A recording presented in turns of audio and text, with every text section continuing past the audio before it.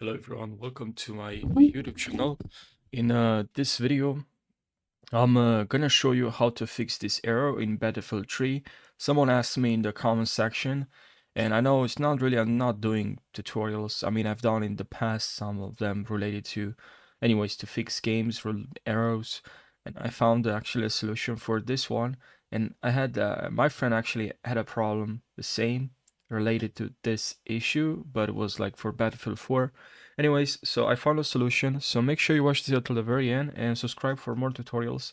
So what you have to do basically is to head over to this app Punkbuster, install this, but the way you have to install it is it's very essential or to pay attention, because if you do it the wrong way, then this won't work.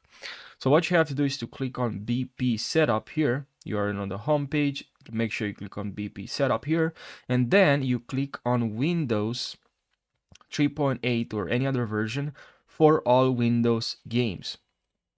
I don't think any other new version will come up, so I'm pretty sure that's the version. I mean, that's it, the version 3.8. Click on here for all Windows games. Click on keep if there's some secure download block, and then click on folder, show to folder. And now here what you have to do is just to double click, and you have this, click on open, click on yes, and then click on agree.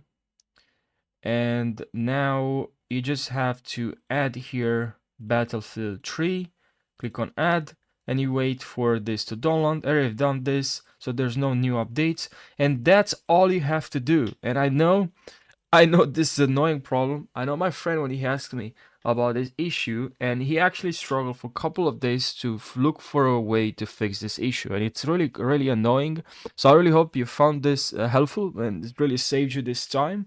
So thank you so much for watching, and I'll see you in the next video. Take care.